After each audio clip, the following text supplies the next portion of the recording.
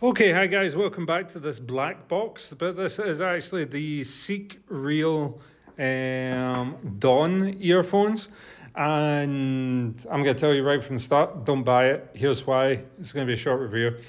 The main reason not to buy it is that for $20 more, these are $179, and I just don't think that they're very good value in comparison to what else is on the market. Tin Hi-Fi P1, Wu Zaitan, Rap2Go, Shure SG12, Shure Tape Pro is even better than this, Yumi 2, etc, etc, etc. There's so many earphones on the market right now that I would take over this. Is almost unreal. It does have some good points going for it, but it doesn't do anything that's outstanding in the way that these other ones do. This one's a $179 earphone that sounds like a $179 earphone, whereas the other ones that I've mentioned, let's take the Tin Hi-Fi P1 for example, is an earphone that sounds like a $500 earphone, and I'm sorry if you disagree, but I agree with myself on that one. I've been saying it for a long time. Let's take a look at the Dawn themselves.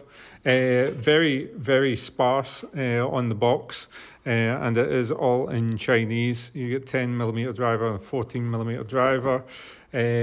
You have the metal body on it. So I did enjoy the metal body on this. I do think it looks really, really sleek. It's got this nice sort of shell pattern on it. It's very comfortable. It sits in the ear well, and it has got recessed 2-pin connectors. The metal body on it also, another good point was that it has quite deep insertion. I would say it's a medium depth insertion, but it has these grippy little things. Grab my Asla ZenFit tips on it, no problem at all. But that aside, let's take the cable out. Ear tips were pathetic. You definitely need to upgrade them to Aslas if you've got these. The case was quite nice looking. I like this sort of like black design. I found it to be very classy, looked nice, and is the right sort of size. The cable was kind of a letdown. Again, 179, you're not getting a balance connector on it, and the actual cable itself felt slightly on the cheap side for what we're seeing at this price point right now. You do have all metal hardware, which is a bonus, and where you think that this is going to be recessed into the earphone itself, it is to some extent, but it has this really sloppy plastic piece where it just looks like it's not put together very well. That's the only downfall I had on the build quality. I also like the little array of the 3 drivers. I forgot to mention that, the venting for the drivers on it. Build quality excellent though, really, really well made. It's one of the better made ones. It's not super premium looking, but it does look kind of different. Looks like a kind of funky campfire audio, I guess. So what's the reason I don't recommend it? Well, the reason I don't recommend it is that there's other better options, and better, I mean sound. You have the C Audio Yumi 2. They are $20 more, and you can find a review on the channel. I'll leave a link in the description below. I just reviewed that. That's one of the best under $200. And if you're not wanting to go planar, of course, if you go planar, you're opening a whole world of amazing earphones. This to me was just a solid performer, something that sounds about the money. Sounds very similar to like a Shure I can't remember what it's called, the Ionic 3.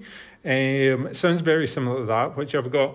It's kind of like a thicker Shure type house sound to it. It's got good prominent bass. The mid-range is kind of a little bit muffled and muted, and then you have good extension going into the treble. Not to say it's V-shaped, because the mid-range is just muffled. It's not like it's not there. It's just kind of got this veil of thickness across it, which makes it like stand out less, I guess, especially against the competition. Again, I'm going to go back to talking about the Tin Hi-Fi P1, which just has a resolute beauty in the mid-range. This one's not going to disappoint you if you buy it and you have it, but you will be wondering if you could have got something different, something better for the money. And in that case, I think you could do better for the money. I think it's a good sounding earphone. I think it is a very listenable earphone. It's one that I wouldn't do critical listening on, but I could sit back, easily have a comfortable session. I do like the warmth and the weight to it. And I do like the high end performance on it. I found was pretty good. Mid bass was lacking a little bit again, where you lose some of that detail retrieval on it.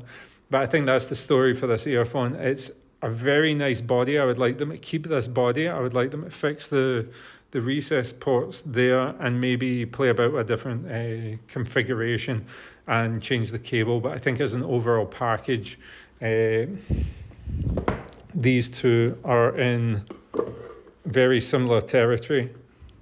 If I pop out the Yumi, I just think that the Yumi is superior in almost every regard. Looks, build quality, accessories, ear tips, packaging, and most importantly, sound. For only $20 more, you're getting a lot more earphone with the Yumi.